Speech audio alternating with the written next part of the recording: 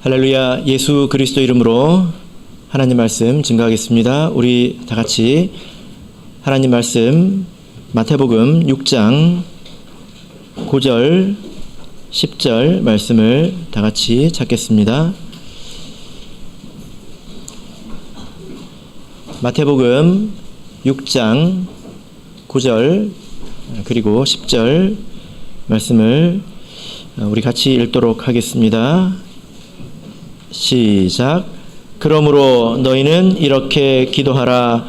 하늘에 계신 우리 아버지여, 이름이 거룩히 여김을 받으시오며 나라의 임하옵시며 뜻이 하늘에서 이룬 것 같이 땅에서도 이루어지이다. 아멘. 네, 오늘 이 시간은 너희는 이렇게 기도하라 라는 제목으로 하나님 말씀을 증거하겠습니다. 우리 교회는 매 예배를 마칠 때마다 주기도문을 합니다. 그래서 교회에 처음 오시는 분들도 이 부분에서 이렇게 노력을 하시죠. 왜냐하면 모든 사람들이 눈을 감고 이렇게 외우는데 나만 못 외우면 좀 이상하지 않습니까? 그렇게 생각을 하시는 것 같습니다. 그래서 처음에 오시면 주기도문을 이렇게 외시려고 노력을 하시는 것을 이렇게 보게 됩니다. 그런데 이제 외면서도 그 뜻을 이렇게 잘 알지 못하고 또 이것을 왜 하는지도 이렇게 잘 모르고 이제 하시는 경우도 좀 있는 것 같습니다. 혹은 때로는 이렇게 기도하는 것이 너무 익숙해져 가지고 이렇게 멀티가 되는 것입니다. 입으로는 주기도문을 외면서 머릿속으로는 이제 다른 생각을 할 수 있을 만큼 익숙해져 버릴 수도 있다라는 거죠. 때로는 제가 어떤 교회에 가보면 특히 이제 청년들 그 예배에 이렇게 가보면요, 주기도문을 너무 빨리 합니다. 그래서 숨이 차요. 너무 숨이 차가지고 말도 제대로 못할 지경입니다. 그래서 그렇게 빨리 하면 어떻게 생각을 할 수 있을까요? 예, 그렇지 못합니다. 그래서 이 주기도문이 기도가 아니라, 주기도문에서 기도를 빼면 뭐가 되죠? 예, 주문이 되죠. 주기도문 기도인가 이게 주문인가, 이런 생각을 할 때가 이제 간혹 있습니다. 예수님께서 오늘 본문의 말씀에서 너희는 이렇게 기도하라 이렇게 말씀을 하셨는데요. 이 말씀의 뜻이 뭘까요? 이렇게 기도하라, 너희는 이렇게 기도하라, 이 말씀이 암송하라는 뜻일까요? 이렇게 말해라, 이렇게 암송하라는 뜻일까요? 우리가 그래서 이렇게 암송을 하는 것일까요? 그렇지 않겠죠. 이런 순서와 그리고 이런 내용으로 기도하라, 이와 같은 방식으로 너희가 기도하라 이렇게 말씀을 하시는 것입니다. 만약에 우리가 정말로 토시 하나 틀리지 않고 이렇게 기도를 해야 된다면 아마도 우리는 헬라어로 기도해야 되지 않을까요? 본래 이제 적혀져 있던 그 순서대로 말대로 기도해야 되지 않을까요? 예. 그래서 이렇게 주기도문을 이렇게 외는 것은 우리가 그렇게 말해야 되기 때문에 그렇게 기도하는 것은 아닙니다. 그래서 다른 나라 그 참예수 교회를 가서 보면 예배 모습이 조금 다른 면이 있는데요. 다른 나라 참예수 교회를 가보면 예배를 마치고 주기도문을 거의 안 합니다. 예, 거의 안 합니다. 그리고 보통 예배를 이렇게 기도로 마치지 않습니까? 기도를 하고 나서 이렇게 그 찬송의 후렴을 이렇게 부릅니다. 간구하는 그런 이제 찬송을 부릅니다. 그래서 외국에서 우리나라에 오셨을 때 예배를 드리고 마칠 때 주기도문을 할 때 이렇게 주기도문을 하는 것은 굉장히 독특한 그분들의 체험이 되겠죠. 뭐 나쁘다는 말은 아닙니다. 중요한 것은 우리가 이 내용을 알고 또 그 의미에 따라서 우리가 기도할 줄 알아야 된다는 것입니다. 그래서 오늘은 주기도문의 의미에 대해서 같이 생각을 해보고 또 우리의 기도를 점검해보는 그런 시간이 되기를 바랍니다. 자, 너희는 이렇게 기도하라. 이 말 자체를 먼저 생각을 해보자면요. 여러분, 기도가 무엇입니까? 예, 기도하라 했을 때 이 기도가 뭔지 알아야 기도를 할 거잖아요.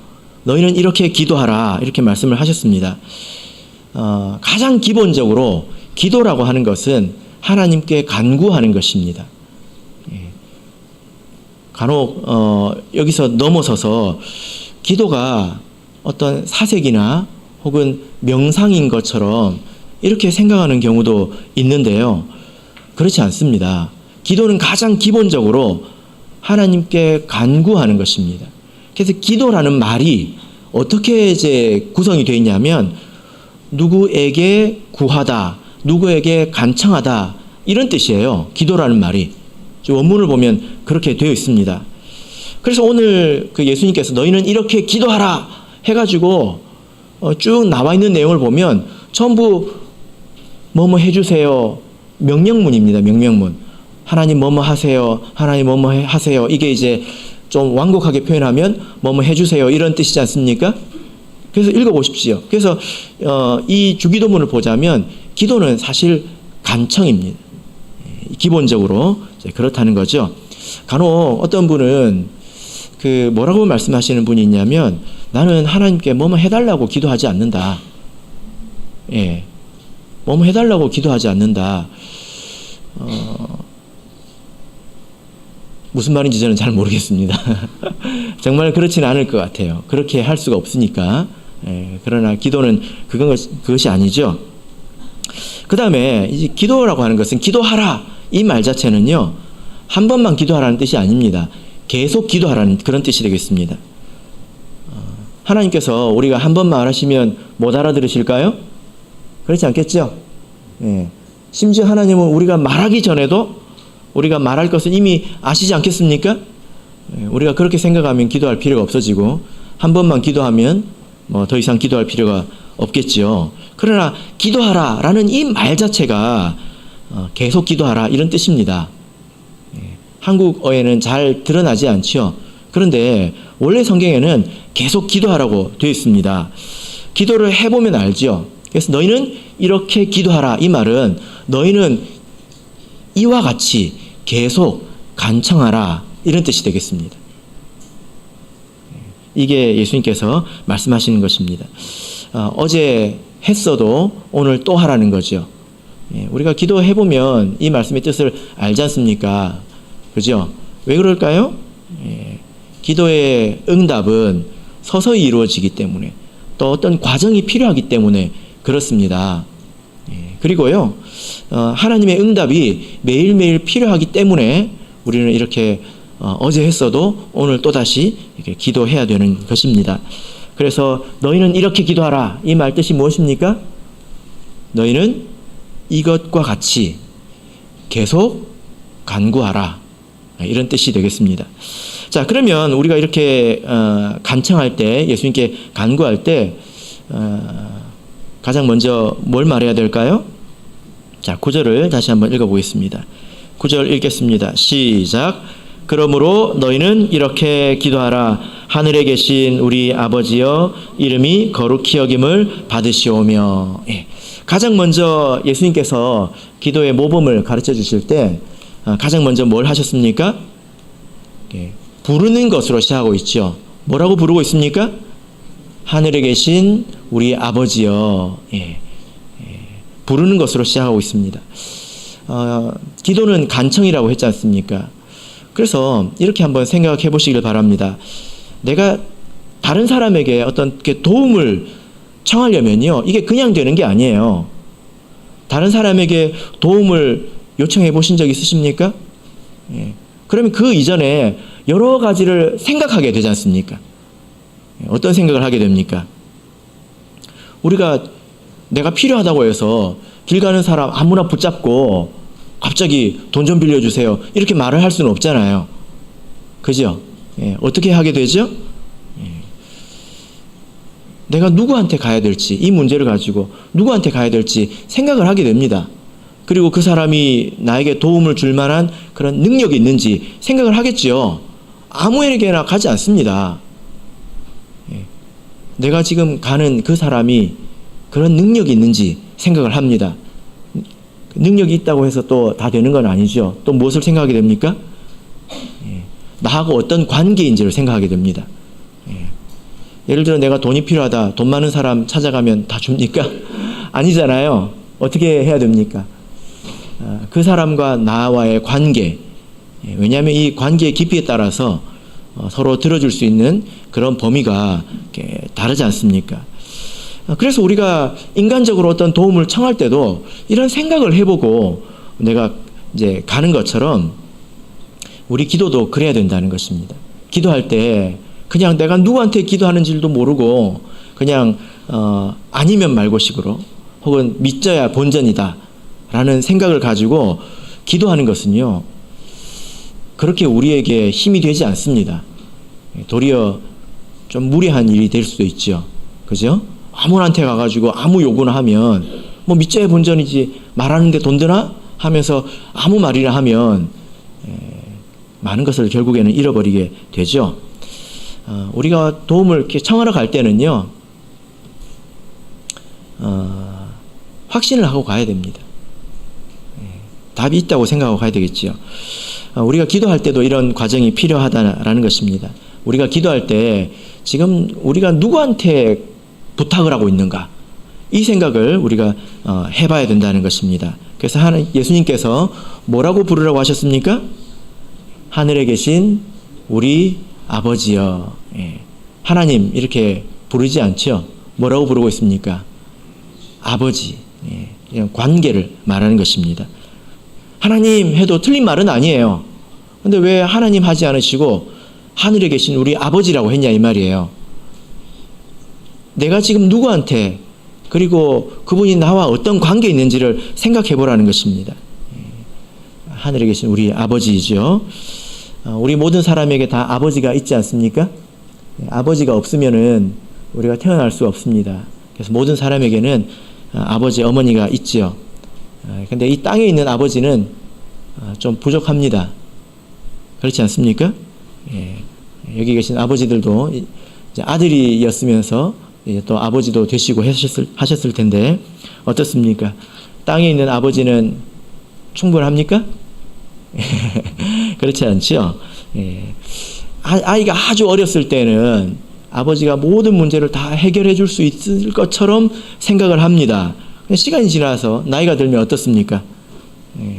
아버지가요, 땅에 있는 아버지는 내 문제를 이해도 못해요. 내가 지금 뭐 때문에 고민을 하고 있는지. 그래서 아버지에게 설명해 주느라 지칩니다. 내 문제를 이해도 못합니다. 실컷 설명하고 나면 그래 니 알아서 잘해라 그러고 말지요. 별 도움이 안 되는 경우가 많다는 것입니다. 그리고 시간이 더 지나면 어떻게 됩니까? 내가 돌봐줘야 되죠. 이게 땅에 있는 아버지입니다. 그런데 우리는 지금 누구에게 기도하고 있습니까? 하늘에 계신 우리 아버지에게 기도하고 있죠. 누구입니까? 하늘에 계신 우리 아버지요 할 때 누구 부르고 있는 거죠? 하나님. 하나님은 어떤 분이십니까?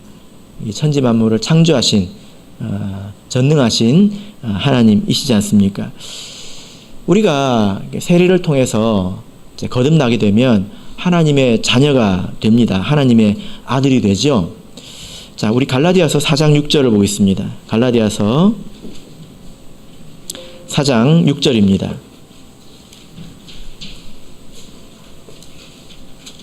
갈라디아서 4장 6절.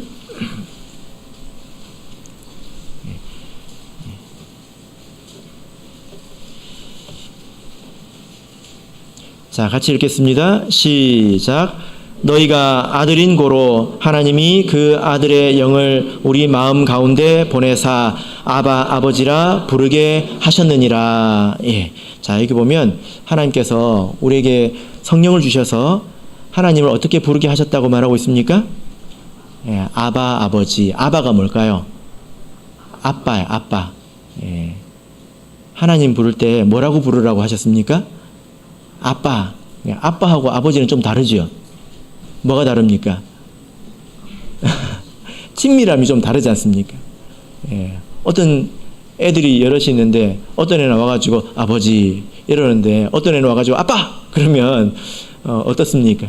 좀 다르죠. 이렇게 친근하게 부르는 것입니다. 기도할 때 이 과정이 있어야 합니다. 그렇지 않으면 기도가 힘듭니다. 우리가 이렇게 차를 몰고 저기 서울이나 먼 곳에 가려면 기름을 채워야 되잖아요. 그죠? 기름 안 채우고 갈 수 있습니까? 기도도 그렇습니다. 기도도요. 기도하기 전에 이렇게 기도의 기름을 채우는 그런 과정이 필요하다는 것입니다. 그 기도의 기름을 어떻게 우리가 채울 수 있습니까? 내가 지금 기도하는 분이 어떤 분인지에 대해서 생각을 하는 것입니다. 그리고 그분이 나와 어떤 관계가 있는지에 대해서 믿음을 가지는 거예요. 그래서 내가 이분에게 구하면 확실하다라는 그런 충만한 상태에서 기도에 들어가야 되지, 그냥 앞뒤 없이 그냥 내 답답한 것부터 이야기를 하면요, 기도가 고통스럽습니다. 그리고 믿음으로 기도가 되지 않습니다. 기도가 아니라 한탄이 되게 되죠. 한탄하는 것이 되게 되죠. 그래서 우리가 기도할 때 내가 지금 믿고 있는 분이 누구인가, 내가 지금 누구한테 말하고 있는가 생각해 봐야 되겠죠. 우리 하나님 어떤 분이십니까? 천지를 창조하시고 노아의 홍수로 이 세상을 물로 멸하기도 하시고, 그리고 홍해를 가르셔서 사람을 구원하시기도 하시고 그런 분이잖아요. 그리고 우리가 들었던 많은 간증을 통해서 하나님께서 얼마나 힘이 있으신지 우리가 알게 됩니다. 그리고 그분이 우리의 이제 아빠가 되시죠. 이런 그 믿음이 충만한 상태에서 기도에 들어가는 것입니다. 이게 하늘에 계신 우리 아버지여 이 말의 뜻이죠. 그죠? 자, 여기서 좀 그 특이한 것은 하늘에 계신 내 아버지여 이렇게 하지 않고 뭐라고 하고 있습니까? 우리 아버지여. 이게 한국 사람들은 이게 별로 이상하지 않아요. 한국 사람들은 자연스럽습니다. 한국 사람들은 우리라는 말을 아무 때나 갖다 붙이잖아요. 근데 우리라는 말은 나와 너 이렇게 적어도 이렇게 두 사람이 포함된 거지 않습니까? 그죠? 근데 한국 사람들은 그렇게 말하지 않습니다. 야, 우리 집에 가자 그래요. 그러면 외국 사람들이 들으면 우리 집인가? 이렇게 오해하지 않겠습니까? 우리 할머니야. 나한테 이런 할머니가 있었나? 그러지 않겠습니까? 이게 그 외국 사람들이 이해를 못하는 부분입니다. 성경은 외국 사람이 적은 거예요. 우리나라 사람이 적은 게 아니에요. 그래서 우리 아버지 할 때 내 아버지 이게 아닙니다. 나와 너의 아버지, 우리 모두의 아버지, 이런 뜻입니다. 왜 아버지를 나의 아버지 이렇게 부르지 않고 우리 아버지 이렇게 부르게 하셨을까요? 이것도 우리가 생각해 봐야 될 부분이죠. 내가 기도할 때 들으시는 분은 내 아버지이기만 한 것이 아닙니다. 우리의 아버지이지요. 그죠? 그래서 나중에 보면 기도가 바뀝니다. 오늘날 우리에게 일용할 양식을 주옵시고, 나만을 위해서 기도하지 말라는 것입니다. 우리를 위해서 기도하라는 거죠. 자, 이제 두 번째로 넘어가겠습니다. 9절을 우리 다시 한번 읽어보겠습니다. 시작. 그러므로 너희는 이렇게 기도하라. 하늘에 계신 우리 아버지여, 이름이 거룩히 여김을 받으시오며. 자, 우리가 이제 하나님을 불렀습니다. 내가 누구에게 기도하는지, 그분이 어떤 분인지 내 마음이 이제 가득 찼어요. 그리고 나서 우리가 뭘 말해야 됩니까? 첫 번째로, 가장 첫 번째로, 이름이 거룩히 여김을 받으시오며, 이 부분이에요. 여러분, 기도는 순서가 중요합니다. 그래서 앞뒤 없이 내가 답답한 것만 먼저 이야기하면요, 안 돼요. 기도에는 순서가 있다는 것을 반드시 알아야 합니다. 자, 우리 마태복음 6장 33절입니다. 마태복음 6장 33절 같이 읽겠습니다. 이 말씀은 아주 유명한 말씀이죠. 이 말씀을 잘 읽어보시기 바랍니다. 마태복음 6장 33절, 자, 우리 같이 읽겠습니다. 시작. 너희는 먼저 그의 나라와 그의 의를 구하라. 그리하면 이 모든 것을 너희에게 더하시리라. 이 모든 것을 너희에게 더하시리라. 이 모든 것이 뭘까요? 그 앞부분을 보시면 무엇을 먹을까, 무엇을 마실까, 무엇을 입을까, 이걸 말합니다. 이것을 더하시는데 그렇기 위해서는 뭘 해야 됩니까? 여기 먼저가 있죠. 먼저 무엇을 구하라고 하고 있습니까? 그의 나라와, 하나님의 나라 곧 교회를 말하고 하나님의 뜻, 그의 의, 하나님의 뜻을 위해서 먼저 기도하라. 이렇게 말씀을 하고 있습니다. 다른 기도는 하지 말라 이런 뜻이 아니라 순서가 중요하다는 말이에요. 아시겠죠? 예, 순서가 중요합니다. 그러면 이 모든 것을 너에게 더하시겠다. 이렇게 말씀을 하고 계시죠. 예를 들어 우리 부모와 자식 간의 관계에서도 평소에 전혀 대화가 없다가 이제 소통이 없다가 용돈이 떨어져야 전화가 온다면 이제 이것은 좀 성숙하지 못한 그런 관계 아니겠습니까? 예, 그렇죠. 예, 서로 이해가 있어야 합니다.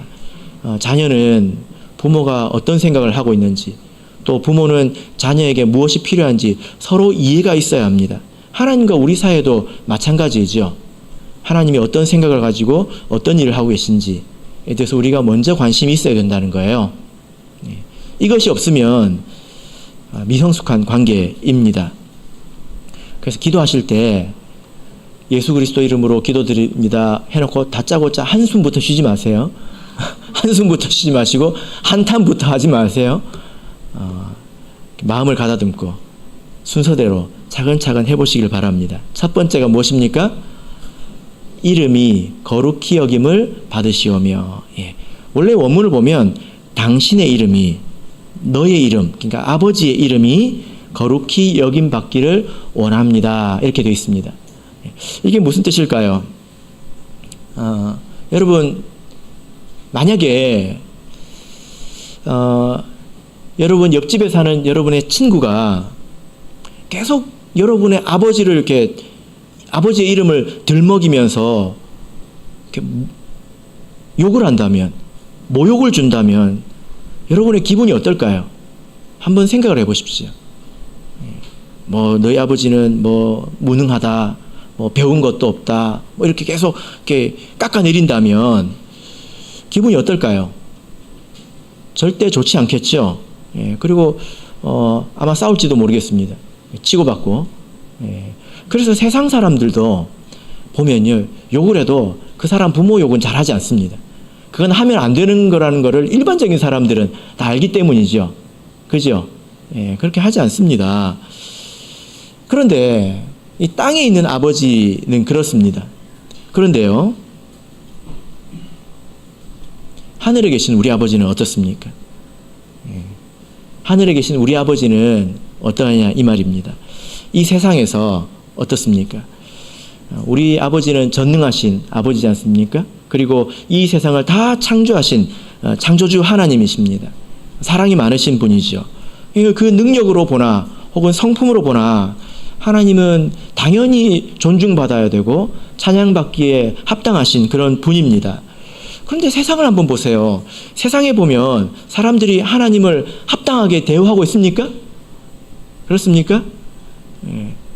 세상 사람들이 하나님을 모욕하고 있지는 않습니까? 어떤가요? 예.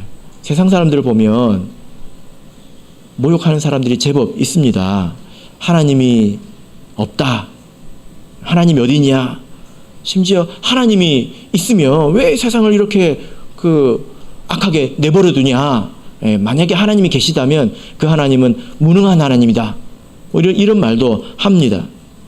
그래서 많은 사람들이 하나님을 불신하고 조롱하고 그럽니다. 제가 이렇게 목회를 하다 보니까 불신자들을 이렇게 대해볼 때 이런 표현을 하시는 분들도 더러 있습니다. 조롱하는 사람들도 있습니다. 그리고 하나님을 믿지 않고 믿을 수 없는 것, 우상을 섬기고 경배하지 않습니까? 자, 사도행전 17장을 보겠습니다. 사도행전 17장, 사도행전 17장,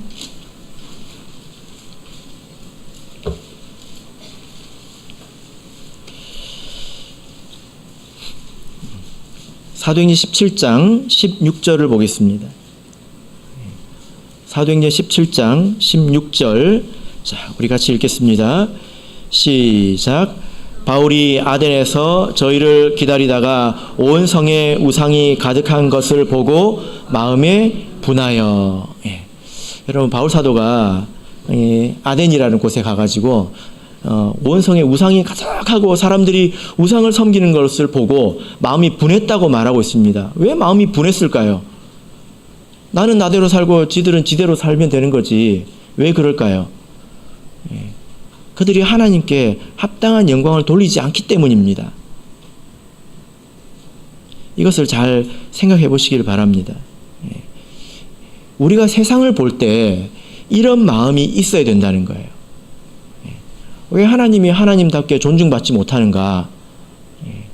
그래서 마지막에는요, 하나님이 이루실 일이 바로 이 일입니다. 그래서 마지막 때가 되면 우리가 주기도문을 더 이상 하지 않게 될 겁니다. 왜냐하면 모든 사람이 마지막 때는 하나님을 두려워하고 하나님께 합당한 영광을 돌릴 것이기 때문에 이루어졌기 때문에 기도하지 않겠죠. 그죠? 기도의 본질이 이것입니다. 가장 우리 마음의 깊은 곳에 이것이 있어야 된다는 거예요. 하나님께 합당한 영광을 돌려야 된다는 것입니다. 하나님께서 이런 그 부당한 대우를 받고 있고 우리 하늘에 계신 아버지가 멸시를 당하고 있는데 내가 아무런 느낌이 없다면 뭐 지들이 몰라서 그러겠지. 물론 이해할 수는 있습니다. 그런데 그게 다면 안 되겠죠. 이해할 수는 있지만 마음이 편하지는 않다는 거예요. 몰라서 그러겠지. 그럴 수 있습니까? 예를 들어 여러분 이렇게 한번 생각해 보십시오. 내가 이제 우리 집 옆집에 친구가 되게 돈이 많아요. 잘 나갑니다. 그래가지고 이제 근데 이 친구가 우리 아버지를 계속 욕한단 말이에요. 근데 그래도 얘가 돈이 많고 잘 나가니까 옆에 있으면 뭐 얻어먹을 게 많아요. 그래서 계속 붙어 있는다고 한번 생각해 보십시오. 이해가 되십니까? 얘가 우리 아버지를 욕하는데 얘가 돈이 많으니까 옆에 있으면 쪼쭈바라도 하나 얻어먹을 수 있으니까 계속 붙어 있다고 한번 생각해 보십시오. 아버지가 그걸 알아요. 근데 와가지고 나중에 아버지한테 와가지고 아버지 이거 주세요. 저거 주세요. 그러면 아버지가 주겠습니까? 주실 수도 있겠죠. 그러나 마음이 어떨까요? 우리가 세상에서 살아야 되지만 그것이 세상을 사랑하는 것과는 다르다는 것입니다. 또 세상을 이해할 수 있습니다. 그래서 우리가 그들을 대신해서 하나님께 기도할 수도 있지요. 그러나 그것이 마음이 편한 것은 아닙니다. 그런 마음이 기도의 가장 기본이라는 것입니다. 야고보서 4장 4절에서 이렇게 말씀하시죠. 세상과 벗된 것이 하나님의 원수임을 알지 못하느냐. 여러분 이게 제 말입니까? 제 말이 아니죠. 우리는 세상에 살 수밖에 없지만 세상과 벗이 되어서는 안 됩니다. 만약에 이러하다면 기도의 응답을 받는데 상당히 장애가 있을 거예요. 그래서 우리의 기본 마음을 잘 우리가 확인을 해봐야 합니다. 자, 이제 두 번째 기도로 넘어가겠습니다. 이름이 거룩히 여김을 받으시오며 그 다음에 뭐죠? 사실 우리가 성경을 안 찾아봐도 될 정도입니다. 마태복음 6장 10절을 보겠습니다. 마태복음 6장 10절 같이 읽겠습니다. 시작. 나라의 임하옵시며 뜻이 하늘에서 이룬 것 같이 땅에서도 이루어지이다. 두 번째 기도가 무엇입니까? 나라의 임하옵시며. 제가 처음에 주기도문을 배울 때 이 기도의 뜻이 뭔지 몰랐습니다. 그래서 처음에 나란히 오라는 건가? 줄 맞춰서 뭐가 나란히 와야 되나? 이런 생각을 제가 했는데요. 나라가 오게 해주십시오. 이런 뜻입니다. 근데 원문을 보면 당신의 나라가 오게 하소서 이렇게 되어 있습니다. 당신의 나라가 뭐죠? 당신의 나라가 나라가 무엇입니까? 나라가요. 우리나라 같은 나라가 아니고 킹덤입니다. 킹덤에는 뭐가 있을까요? 킹이 있죠. 왕이 있습니다. 왕이 있는 나라를 말합니다. 자, 자, 그래서 이 나라라고 하는 것은 하나님께서 왕이 되시고, 왕 혼자 있으면 그게 나라라고 할 수 있을까요? 당연히 백성이 있어야 되겠죠. 그 백성이 그 왕의 말에 순종하는 그런 이제 공동체를 말하는 것입니다. 그래서 당신의 나라는 무엇을 말합니까? 교회이죠. 교회. 우리가 나라입니다. 영적인 나라이죠. 근데 당신의 나라가 오게 해달라는 말은 무엇입니까? 우리가 이렇게 기도해야 된다는 말입니다. 당신의 나라가 오게 해주십시오. 이게 무슨 말이죠? 뜻을 모르고 하면 기도가 아니고 주문이지 않습니까? 그죠? 교회는 이미 이 땅에 있는데 왜 자꾸 오게 해달라고 그러냐? 무슨 말입니까? 이 교회가, 하나님의 나라가 부족하다는 거예요. 그러니까 온전한 나라가 되게 해달라는 뜻입니다. 우리 성도님들을 생각하실 때 이 나라가 온전하다고 생각하십니까? 당연히 아니죠. 자, 계시록 21장을 보겠습니다. 요한계시록 21장 2절을 보겠습니다. 요한계시록 21장 2절, 요한계시록 21장 2절 같이 읽겠습니다. 시작. 또 내가 보매 거룩한 성 새 예루살렘이 하나님께로부터 하늘에서 내려오니 그 예비한 것이 신부가 남편을 위하여 단장한 것 같더라. 예. 자, 여기 보면 새 예루살렘이 하늘에서 내려오지 않습니까? 이것은 교회가 완성된 것을 말합니다. 지금 우리 교회는 계속 완성을 향해서 나아가고 있거든요. 그래서 결혼식에서 그 신부가 그 남편을 위해서 단장을 한 것처럼 이 말은 이제 완전하다는 것입니다. 완벽하다는 거죠. 예. 이 때를 위해서 우리가 나가야 됩니다.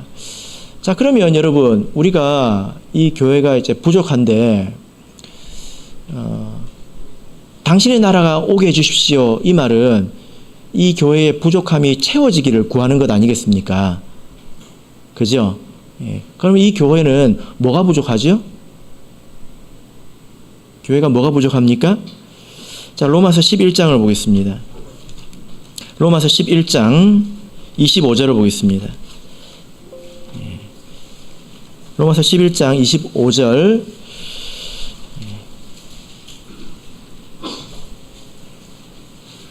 로마서 11장 25절.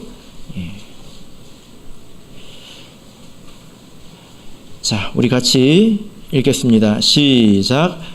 형제들아, 너희가 스스로 지혜 있다 함을 면키 위하여 이 비밀을 너희가 모르기를 내가 원치 아니하노니, 이 비밀은 이방인의 충만한 수가 들어오기까지 이스라엘의 덜어는 완악하게 된 것이라. 예.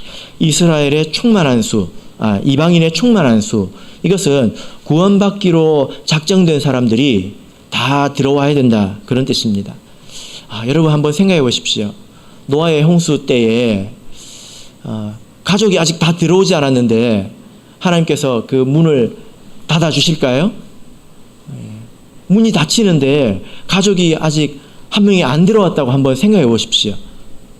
하나님께서 택하신 그 사람이 아직 들어오지 않았다고 생각해 보십시오. 그럼 문이 닫힐 수가 없겠죠. 그죠? 예.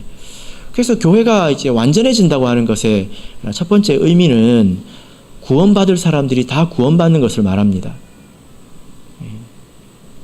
그래서 나라가 오게 해주십시오. 당신의 나라가 온전케 해주십시오. 이것은 첫 번째는 전도를 위해서 기도하는 것입니다.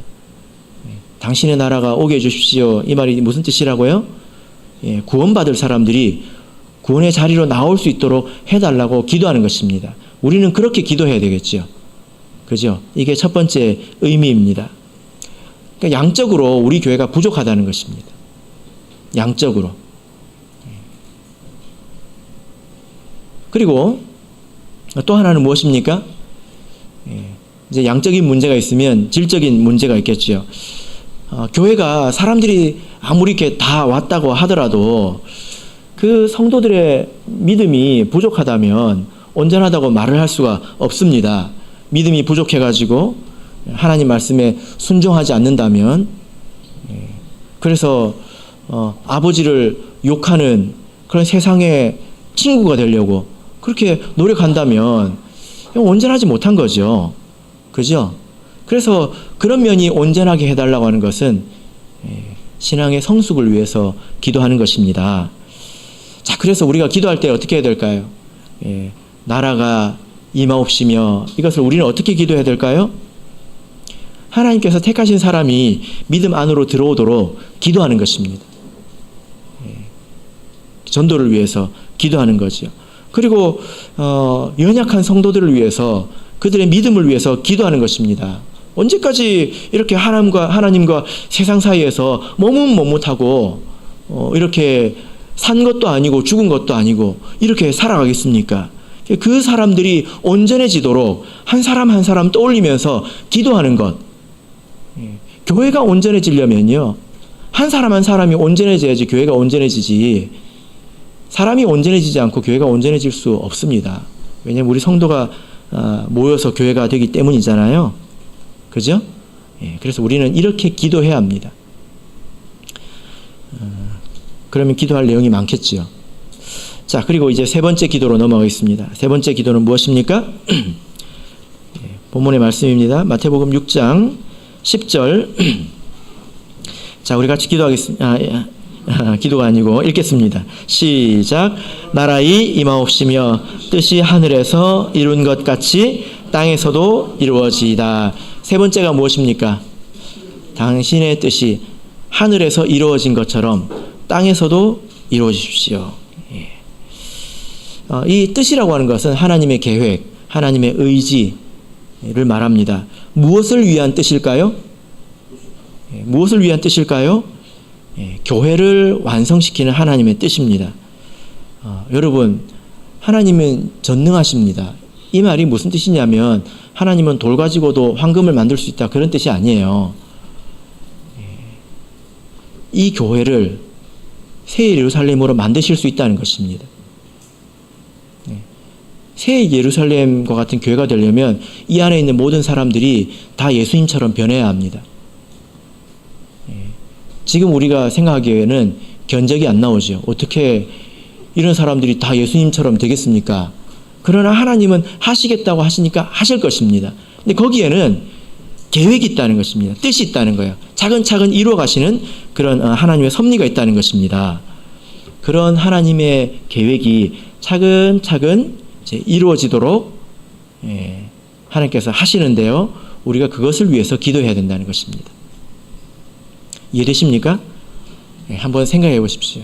우리 이런 사람들이 진리는 하나님의 진리라고 그러고 맞는 것 같아요. 그런데 때로 보면 불신자보다도 못해요. 진짜 이 말이 딱 맞습니다. 아버지 욕하는 애하고 친구가 되고 싶어요. 어떻게 이게 교회라고 말할 수 있습니까? 라는 수준에서 그런 수준에서 사실 우리가 다 그런 데 살지 않았습니까? 어떻게 예수님처럼 될 수 있냐, 이 말입니다. 근데 하나님은 그렇게 하시겠다는 거예요.